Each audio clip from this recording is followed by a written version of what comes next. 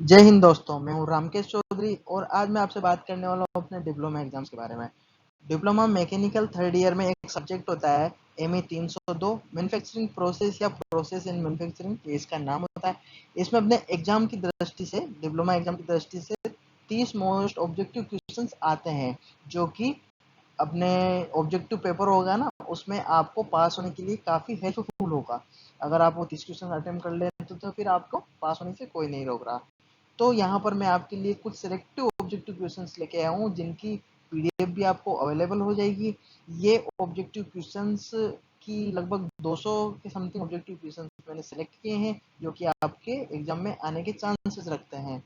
और यहाँ पर मैं कुछ क्वेश्चंस आपको डिस्क्राइब करके बताता हूँ। तो चलिए शुरू करते हैं आज के most important question.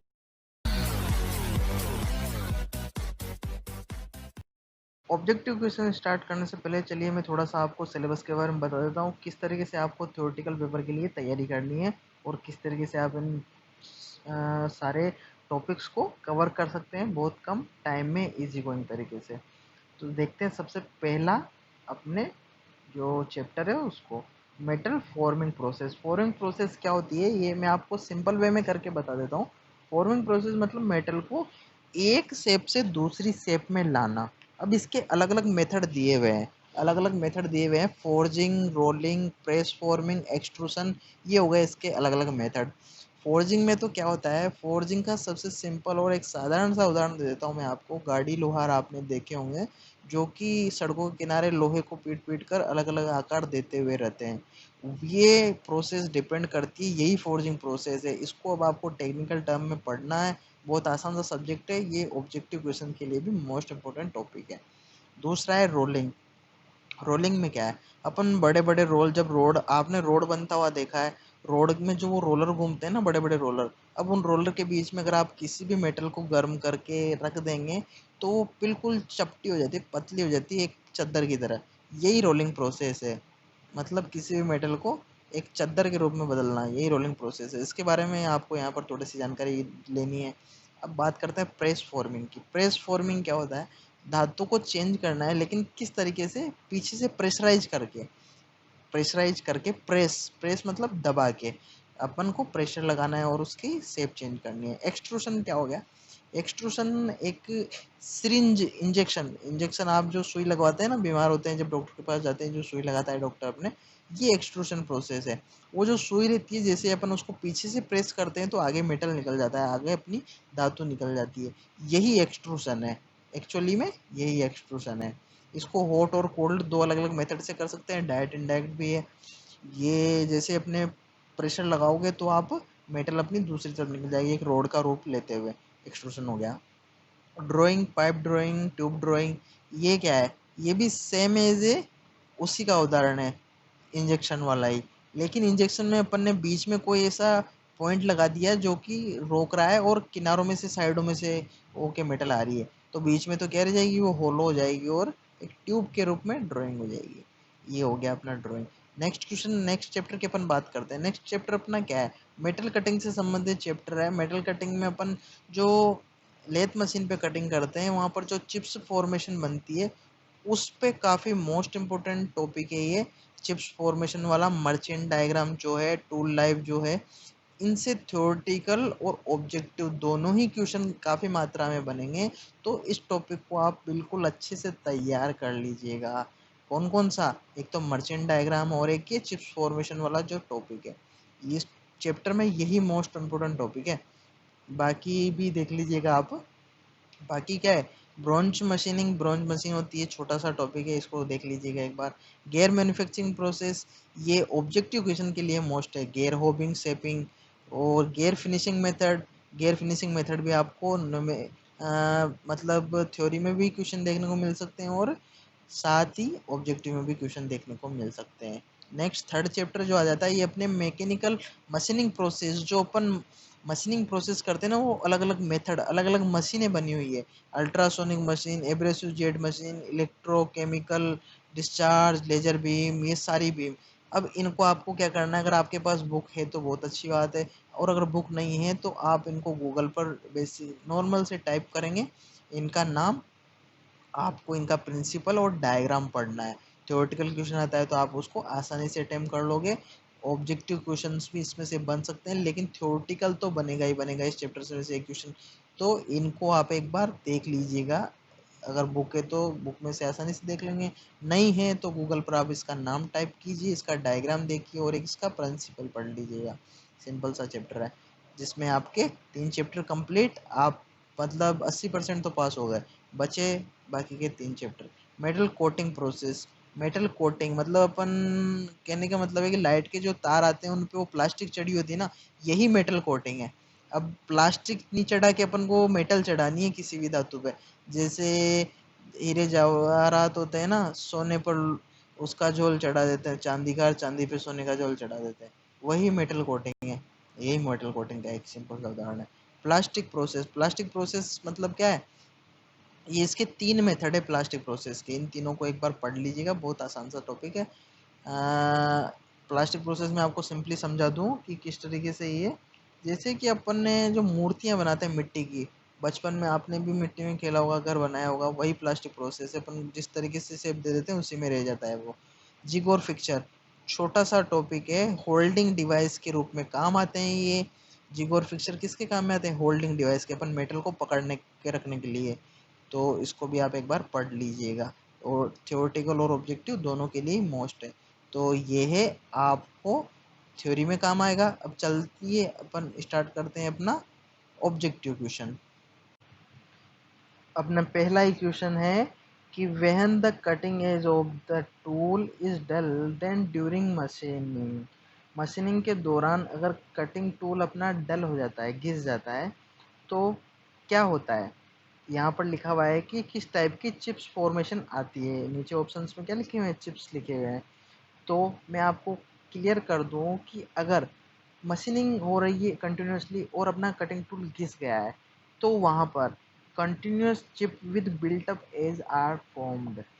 Continuous chip तो बनेगी, साथ में ही बिल्टअप एज भी बन जाएगी। बिल्टअप एज का मतलब क्या होता है, अपना जो कटिंग टूल होता है उसमें मेटल, उस पर मेटल चिपक जाता है और एक एज बनने लग जाती है, एक अलग से किनारा बनने लग जाता है, अलग से टूल जनरेट होने लग जाता है।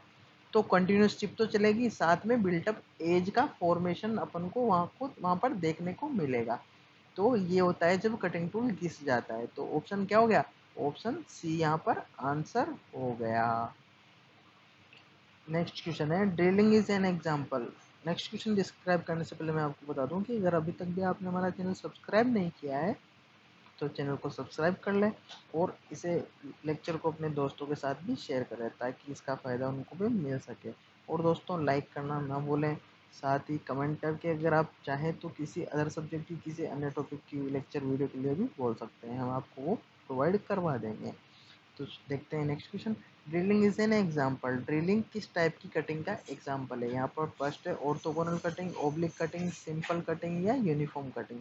अब जो ड्रिलिंग मेथड होता है वो ड्रिलिंग मशीन पे होता है, ड्रिल टूल होता है, ड्रिल टूल होता है जिससे होता है।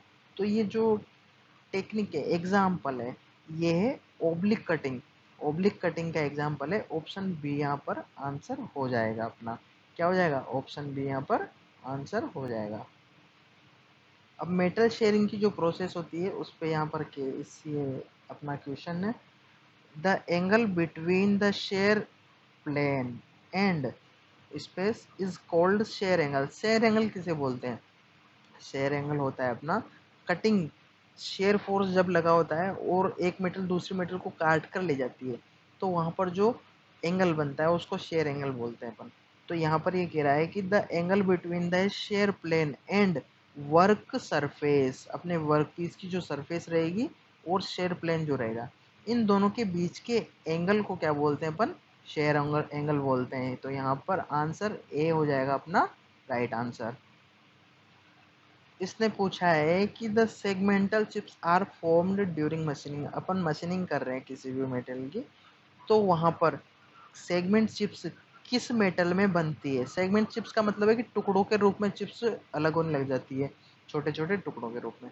तो ये जो सेगमेंट चिप्स बनती है ये कास्ट आयरन के केस में बनती है। कास्ट आयरन के वर्कपीस को अगर अपन मशीनिंग कर रहे हैं तो ऑप्शन बी यहाँ पर अपना आंसर हो जाएगा, कास्ट आयरन। नेक्स्ट क्वेश्चन है इंटरनल गियर, गियर वाला टॉपिक में आपको बता रहा था मोस्ट है। तो गियर पे ये क्वेश्चन है।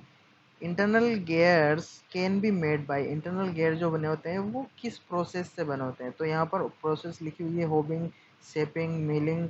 अभी shaping with pinion cutter, shaping with rack cutter.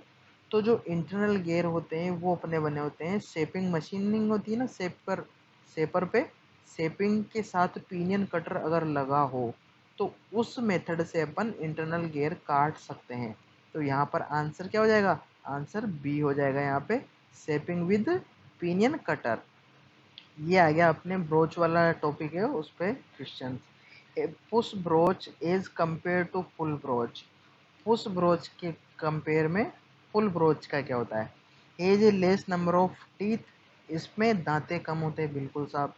Push broach के कंपैरिजन में फुल ब्रोच में दांतें कम होते हैं। Is a short and stocky, बिल्कुल ये छोटा होता है और स्टॉकी होता है। Remove less material for each pass of the tool, upon tool को जितना पासेस से गुजारेंगे ये कम ही मेटल रिमूव कर पाता है। तो यहाँ पर ये तीनों ऑप्शन राइट है।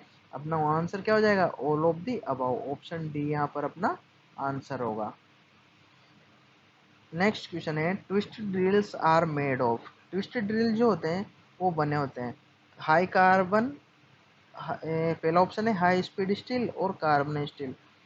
अपने जो ट्विस्ट ड्रिल होते हैं, ड्रिलिंग के लिए जो ड्रिल टूल आते हैं वो हाई स्पीड स्टील के भी बने होते हैं और कार्बन स्टील के भी बने होते हैं। तो यहाँ पर आंसर क्या हो जाना चाहिए, यहाँ पर ऑप्शन डी अपना आंसर होना चाहिए, ऑप्शन डी। देखिए next question, A drill is a, A twist drill is a side cutting tool, front cutting tool, and cutting tool, known of these. Twist drill में किस तरीके की कटिंग एज होती है या किस टाइप का कटिंग टूल है ये, तो ट्विस्ट ड्रिल है ये अपना एंड कटिंग टूल है, ऑप्शन सी अपना आंसर हो जाएगा। ये एंड कटिंग टूल है ट्विस्ट ड्रिल, यहाँ पर एंड से कटिंग होती है मेटल की, ठीक है। ये आ गया अपने लास्ट वाले चैप्टर पे based question. Fixtures are used, fixtures का यूज क्यों किया जाता है। फिक्चर और जिग ये दो चीजें होती है जो कि क्लैंपिंग डिवाइस है, दोनों क्या है, क्लैंपिंग डिवाइस है, किसी भी जॉब को होल्ड करने के, वर्कपीस को होल्ड करने के डिवाइस है जिग और फिक्चर।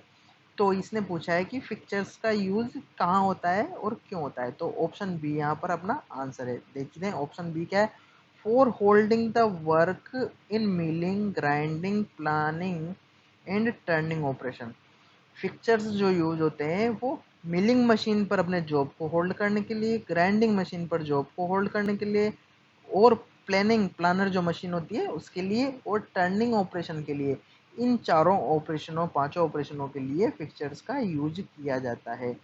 अगला क्वेश्चन है अपना, in a ultrasonic machining tool is made, ultrasonic machine, UTS जो मशीन थी, जो वो अलग अलग मशीनें मैंने आपको बताई थी कि इनको पढ़ लेना, आप एक बार देख लेना।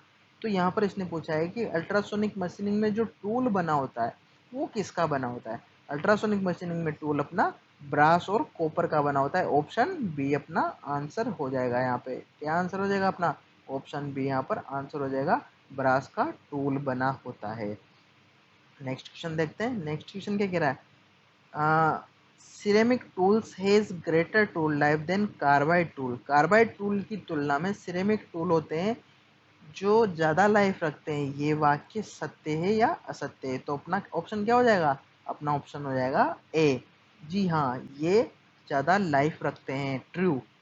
सिरेमिक टूल्स की तुलना में कार्बाइड, क्वेश्चन क्या है, ceramic tools has greater tool life, ceramic tools की लाइफ ज़्यादा होती है कार्बाइड टूल के रेस्पेक्ट में, बिल्कुल साफ सत्य है ये लाइन।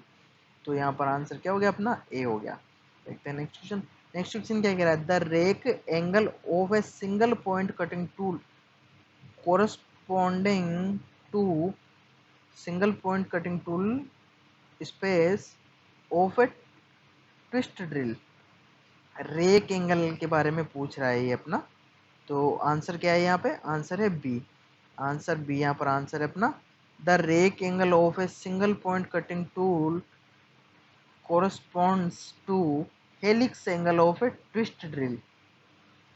रेक एंगल जो सिंगल पॉइंट कटिंग टूल का होता है वो ट्विस्ट ड्रिल के कोरस्पॉन्डिंग अगर अपन बात करें तो हेलिक्स एंगल के बराबर होता है। जो हेलिक्स एंगल है वो यहाँ पर अपना क्या है, रेक एंगल है। इन दोनों को एक समानता दी गई है, हेलिक्स एंगल को और रेक एंगल को। तो यहाँ पर ऑप्शन बी अपना आंसर हो जाएगा। ये क्वेश्चन आ गया। मैं मर्चेंट डायग्राम के बारे में बोल रहा था आपको। मर्चेंट डायग्राम काफ़ी मोस्ट इंपोर्टेंट टॉपिक है और ये आज का लास्ट क्वेश्चन है। ऐसे बहुत सारे क्वेश्चन है, इनकी पीडीएफ आपको टेलीग्राम, आप वीडियो के डिस्क्रिप्शन में जाएंगे, वहाँ पर टेलीग्राम का आपको लिंक मिलेगा। टेलीग्राम को आपको ज्वाइन करना है। जैसे आप ज्वाइन करेंगे उसमें आपको इसका पीडीएफ मिल जाएगा। वहाँ से आप इसको सारे क्वेश्चनों को पढ़ सकते हैं। लगभग 100-150 क्वेश्चन है जो काफ़ी मोस्ट है, आपको एग्जाम में देखने को मिल सकते हैं। तो दोस्तों आप एक बार इनको ज़रूर पढ़ें लास्ट समय में। क्वेश्चन क्या है, in a determine the various forces on a chips merchants assume date.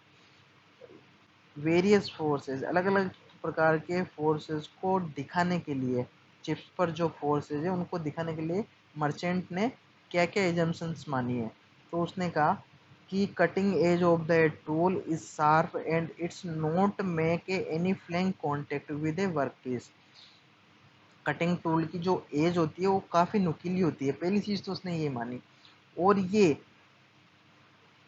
It does not make any flank contact, work piece के साथ ये किसी भी टाइप का फ्लैंक कॉन्टेक्ट नहीं रखती है। दूसरी बात ये बिल्कुल, ये दोनों सही है। ये एजम्पशंस है। एजम्पशंस मान्यताएं वो होती है जो कि वास्तविकता में नहीं होती है। किसी भी चीज़ की एजम्पशंस की अगर अपन बात करें तो एक स्टैंडर्ड चीज़, स्टैंडर्ड डाटा जो कि एक्चुअल में नहीं होता है, वही। बिग ऑप्शन है, only continuous chips without built up edge is produced. बिल्कुल ये भी एजम्पशन इसने ली थी कि only continuous chips without built up edge is produce करता रहता है अपना कटिंग टूल, सही है। कटिंग वेलोसिटी रिमेन कांस्टेंट, अब ये होता नहीं है एक्चुअली में, रियल में तो भाई कटिंग वेलोसिटी कांस्टेंट रखें अपन, बदलती रहती है, करनी पड़ती है चेंजेस। तो इसने ये भी माना था, एजम्पशंस मान्यता मानी थी इसने। तो यहाँ पर ऑप्शन डी अपना आंसर हो जाएगा, ऑल ऑफ दी अबव। क्या हो गया, ऑप्शन डी यहाँ पर आंसर हो गया। तो दोस्तों ये तो थे मोस्ट इंपोर्टेंट क्वेश्चन और साथ ही इनकी पीडीएफ आपको मिल जाएगी। अगर आपने अभी तक भी हमारे चैनल को सब्सक्राइब नहीं किया है तो चैनल को सब्सक्राइब कर लें और साथ ही बेल आइकन से अपनी नोटिफिकेशन ऑन कर लें, जिससे कि आपको आने वाले फ्यूचर में हर सब्जेक्ट के, आपके मैकेनिकल इंजीनियरिंग के हर सब्जेक्ट को मैं आपको पढ़ाऊंगा और गाइड करूंगा किस तरीके से आपको पेपर देने। इसके लिए आप चैनल को सब्सक्राइब कर लें और दोस्तों के साथ, अपने दोस्तों के साथ इसको ज़्यादा से ज़्यादा शेयर करें। मिलते हैं नेक्स्ट वीडियो में, आज के लिए इतना ही। जय हिंद।